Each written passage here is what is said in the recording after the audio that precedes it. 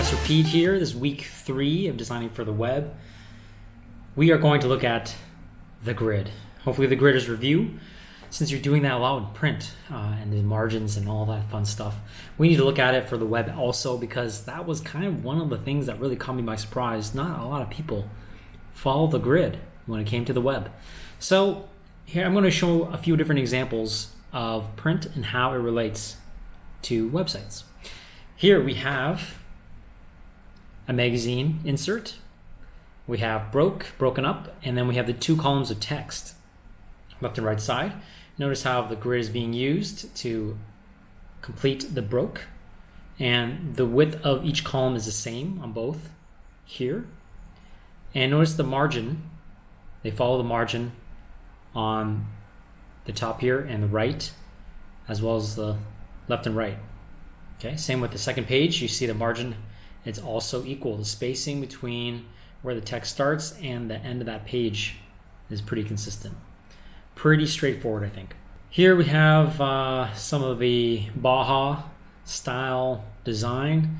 Notice the way that the emphasis on the bold text here, their imaginary line shoots right down it. It matches perfectly. It matches also on the left-hand side. There's that margin again I talked about.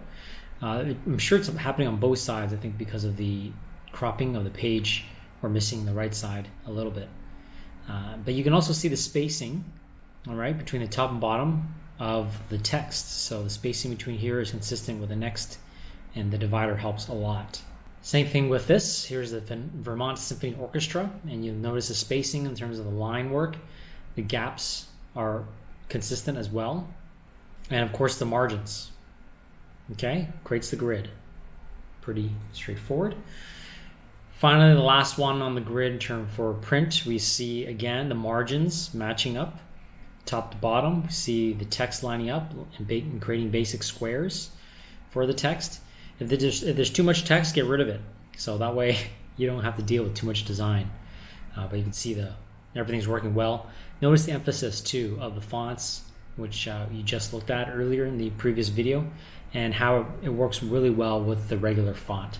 So how does this work for websites? Well, same thing happening here. We see the grid, we see the 3 squares. Notice the margin between the about and the first bold piece of text. It matches all throughout this grid. Again, notice the featured here, and notice the history. The spacing between the top and bottom between the boxes is exactly the same. Notice the spacing between the featured and the top of the rim of the framed sunglasses, and then the next text is also the same. Not really seeing that for the price. All right, notice too that the alignment of text, story, and then we have this paragraph, it's centered. So story centered also along the body of the text. And then finally, for my other and last web design example, we have the Rolling Stones website, also following the grid, just like you would see in print, but this is for the web. But the spacing between the left and right between the columns are the same. Notice the spacing between the Kurt Cobain and Party On. Spacing between the picture and the text is the same. Notice the distance between the pictures are the same, so on and so forth. Notice the margins. There's still margins on the internet, and you want to make sure the spacing is the same from the top to the sides. Notice these dividers. Okay, the spacing between the divider and the picture is the same. I mean, I know it's I was very surprised when I first saw the projects that came out. No one was following the grid. You have to follow the grid. There's certain times where you can break it, but for the most part, it all has to be there. It all has to work. And so make sure you check the distance between all of your content. Make sure it's the same. Make sure there's a margin, and you'll be fine. So that's it for this video. Professor Pete out.